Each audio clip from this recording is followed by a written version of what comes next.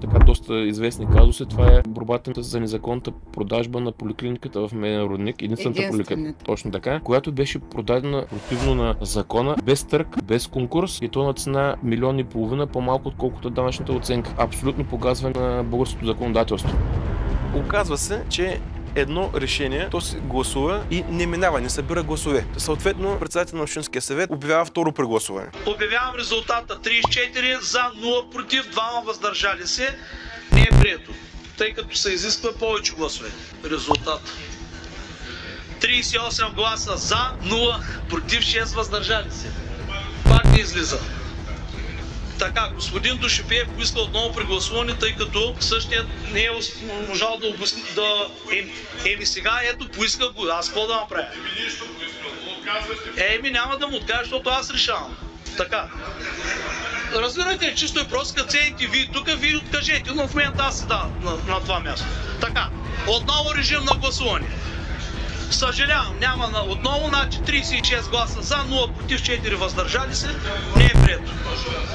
Ма правите ли искане за прегласуване? Да. Извинявам, с това започнах. Искам прегласуване. Така. Несъгласна група? Ще ви дам.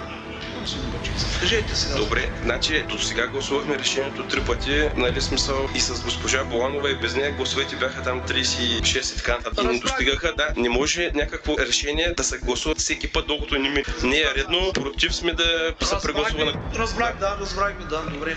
Така че за да има мир и спокойствие, аз ще подложа на прегласуване този проект за решение. Надявам се този път да съберем необходимите гласове. Режим на гласуване отново. По същата докладна.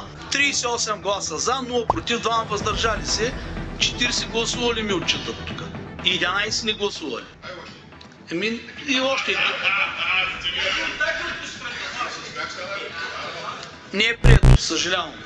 Излиза протокол, според който, ако видите най-отдолу, значи на предния слайд се показваше решението на Общинския съвет, протокол официален, как решението не е прието след 4-кратно гласуване и прегласуване, така или иначе не се събират гласове. А как стана така, че 14 дни по-късно това вече е прието? Съвсем случайно отивам, поне съм член на правна комисия, след правната комисия искам протокола да видя какво се е случило и за моя най-голяма изненада виждам, че има нов протокол, който вече се води не 37, и се води 37А, който пише, че решението е прието. Тук може да го видят зрителите. Имаме го на запис как 4 пъти се прегласува и решението не е прието. И се оказа, че 14 дена по-късно, няма значение какво гласува Общинския съвет, тогава се оказа, че решението е прието. Аз съм изумен, отивам и почвам да се чудя и да питам как така това решение може да се промени при положение, че няма законова форма. По принцип е възможно, ако има техническа грешка, тя да бъде оправена в 7-дневен срок. До 7-дневен срок нищо не се коригира. Извън законовия срок и самосиндикално се взимат решения. Господин Бачийски, има нещо друго, което наистина е невероятно. Това е някакъв български нов почин. 4 пъти се гласува, не се стига до 2/3, но когато се появява документа, той е с 2/3. Това наистина е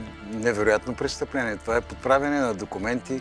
И аз се чудя как вашите колеги стоят мирно и тихо. Извършило се едно престъпление на техния гръб. Не, те не стоят мирно и тихо. Голяма част от колегите ме разубеждават как да съм си мълчал, да не съм вдигал много шум. То така или иначе ще мине, нали? Да не вдигате шум. Да. Аз смятам, че хората, които са избрани за защитават интересите на гражданите, дали на Бургас, на Варна, на София, няма никакво значение. Те трябва да се водят от интересите на гражданите. Между другото, всеки един съветник, когато стане съветник, той полага клетва и клетвата, която се полага в град Бургас, гласи следното нещо. Заклевам се в името на Република България да спазвам Конституцията и законите на страната и във всичките си действия да се водя от интересите на гражданите на община Бургас и да работя за тяхното благоденствие. Тоест да се водим от интересите на гражданите на община Бургас. Проблемът е, че голяма част от колегите явно не се водят от интересите на гражданите, се водят от някакви други интереси. Така е, но как ще завърши това според вас? Ние обжалвахме всички абсолютно законови начини тази промяна в протокола. Имаме решение на прокуратурата, в което се казва, че Общинския съвет трябва да преразгледа отново решението, тъй като не е променено по подобаващ начин. Само че Общинския съвет в Бургас не изпълнява тая препоръка на прокуратурата. Я го покажете пак протокола. Там показахме как решението е отвърлено, а тук показваме как сме решили да продадем тази болница и забележете, цената на която се продава болницата е с над 1 милион под данъчната оценка, а между другото, там има един друг парадокс. Да не би да се продава и с компенсаторни инструменти. Не, продава се в брой, но се оказва, че когато болницата се прави 4-5 години по-рано, се прави тройна експертиза от Министерството на правосъдието, която е възложена и се казва, че сградата, понеже е ново, така доста добро състояние, е в тип подобрен. Когато обаче правим продажба, оценител на сградата е един от тези 3 души. В този случай той каза вече, че сградата не е подобрена, не е в състояние подобрена, т.е.